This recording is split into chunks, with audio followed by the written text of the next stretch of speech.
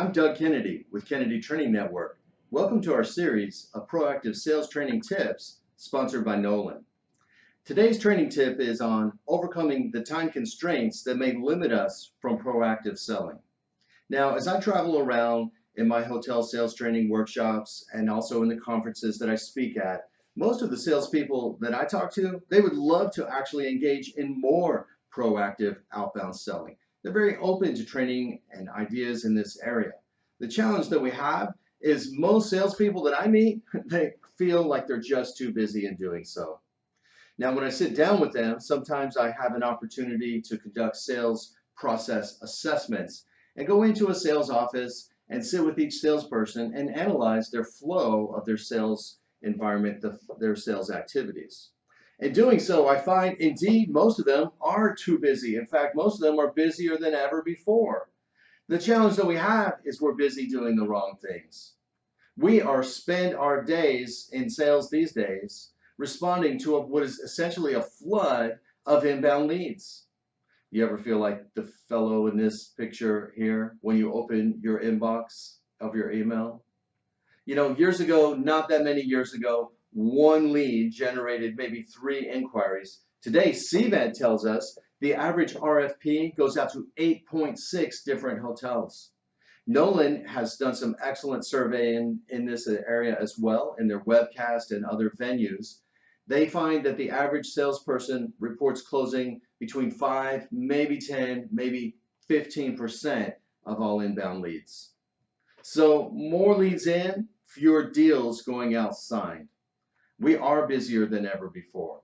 So what do we do to get more time? Well, the fact is we do have to respond to those inbound leads, but I'm going to share with you 3 tips today that I think can help us better command our own schedules so that we can have more time for proactive selling. So the first one is really a basic one, and that would be to properly hand off existing clients to our operational colleagues so we can free up more time to hunt down new clients instead of servicing those we already have. As a salesperson, and I have to tell you, even in my sales training, my sales role here at Kennedy Training Network, once a client is signed, I want to involve our operations staff. In a hotel now, that's going to vary greatly according to what type of hotel you work at. If you're a focus service, select service hotel, you may be a one-person sales office. But still, we have a general manager, possibly an AGM, maybe a guest services manager that can assist us in various ways. Larger hotels, well, you're going to have a convention services manager, you're going to have other sales colleagues, you certainly have all the other managers we previously mentioned, and if you're real fortunate, you might even still have a good sales admin. Now, the key is, some of the keys I'm going to share with you here. The first key is to involve them early on in the sales process. Not only will this make the handoff easier, thus saving you more time, but when you're pitching a prospect, it presents you as an entire team. So if you're in the business travel market and you're trying to bring in a new corporate account, take selfie pictures as we talk about here, or video email, even better, with the people that will be serving those corporate guests. If you're selling a wedding, bring in the chef. If you're talking to any group, bring in all of the above mentioned people. But don't just introduce them by email, which is often the case. Instead, get a little bit creative. Think about taking a selfie pic and sending it out and saying, we're so excited that you signed the contract. My support staff and I, my team and I are here waiting to help you. And then copy the folks that are in that picture and list their titles. Now, what happens though, inevitably, it seems that the planners come right back to us for whatever it is they need. So we could, and it's at all times of the day, by the way, they email us, they text us, maybe they even call us. Rather than just responding, now you may respond in some situations, I get it, but if they continuously come back to you, gently redirect them. Post-contract questions, gently redirect those to your support staff, okay? And position them as the real experts here. So, oh, I'm out of the office at the moment, but John, our guest services manager, is the real expert in that area. Or I'm away right now, but Sandy, our chef, she can assist you with that. She's the best at working. She loves to work with clients directly. So that's our first tip. Our second tip today is to review your lead evaluation process. How efficiently does hotel sales collaborate with revenue management? Now, again, depending on the size of your hotel or resort, you may be a one-person show that goes right to a GM, possibly to a regional revenue person that's not even there. At a larger hotel, again, you're going to have more in-house resources to take and sit down with them. Some of you may have revenue management technology, Ideas, Rainmaker, Duetto, many of the other systems that are out there. But how efficiently do we actually work through that process? That could actually be the topic of a whole nother webcast and training tip here. But today I just want to mention that the Knowland Insight Elite allows you to evaluate history faster and more accurately than ever before, because you're going to be looking at actual versus stated history. So whereas in the past we would have history based on what the RFP says, or maybe if we reach out to our colleagues at other hotels. But with Knowland, you can plug in the name of that group and you can bring it up and see what the actual production was. So that's going to help us. But I want to spend most of our time on this training tip with what I think is perhaps the biggest opportunity, which is to help salespeople better organize process. Number one reason here, number one method here, is to embrace your sales CRM for both inbound and outbound leads. Does this picture feel familiar? Does this hit home at all?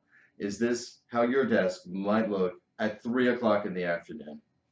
So we have more leads than ever before. I think we all agree with that. How do we get our arms around it so we can, first of all, follow up proactively on those leads, and then hopefully carve out 20 minutes a day, maybe 1 hour every other day, or however you want to organize it. We need to carve out that block of time for proactive outbound sales. In order to do so, we first have to put our arms around inbound sales. So I'm going to share with you some practical, tactical solutions, some of which will hopefully hit home with you. First of all, surrender the paper trail and fully embrace your sales CRM system. I know a lot of you are on Delphi, Sales Pro, some of you might be on Opera Sales and Catering, some of you are using the new Delphi with the Salesforce integration, maybe you have Libra. There's a lot of systems out there. You might even work for a brand like Hyatt's Envision. But whatever it is, we have to jump all the way in. A lot of salespeople that I see are a little bit in sales CRM and a lot in other systems. So some people a few people only use the sales CRM to block inventory of meeting space and guest rooms. What we want to do is fully embrace it.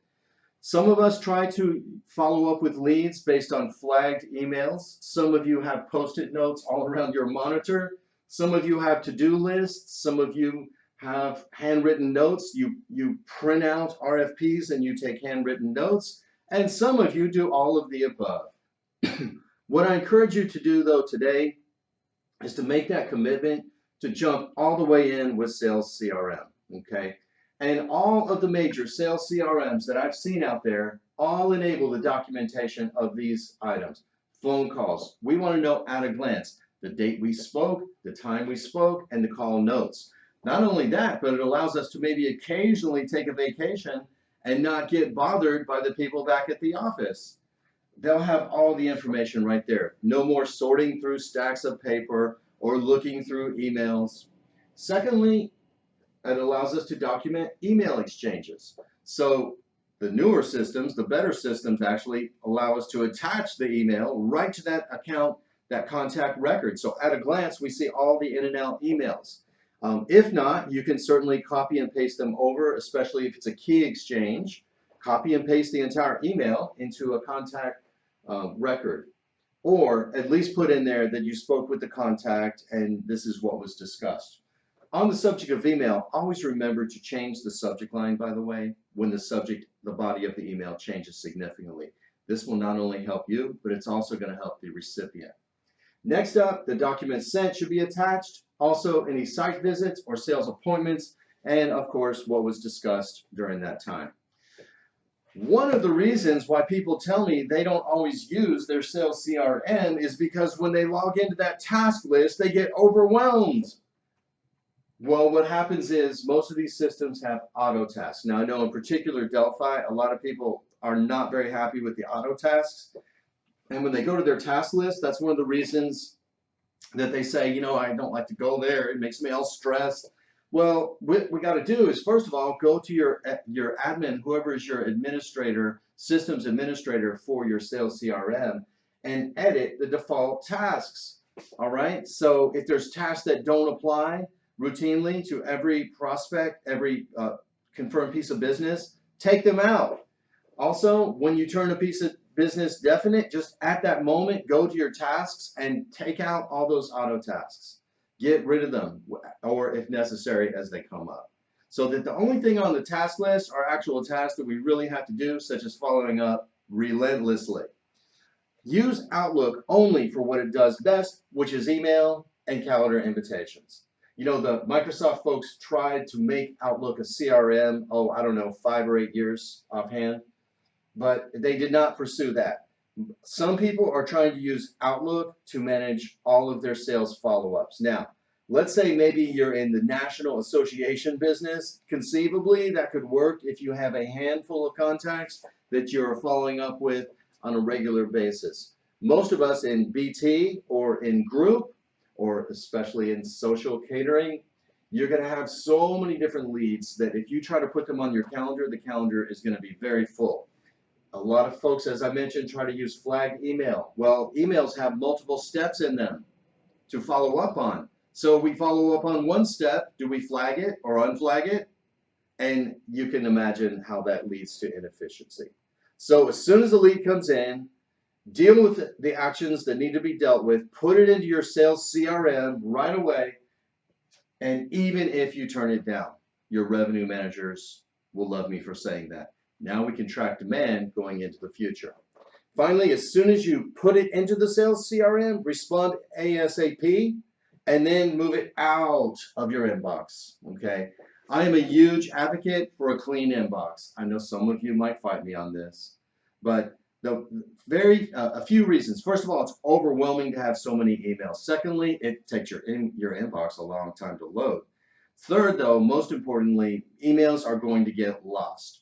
The challenge is most of us read emails on multiple devices. So let's say you're reading email on your phone, and if you have a lot in there, you might accidentally do what I call, you know, a pocket swipe, kind of like a pocket dial, where we accidentally delete a message, or we're reading it, the new one coming in, and we go to delete that spammy one, and accidentally we delete the one below it.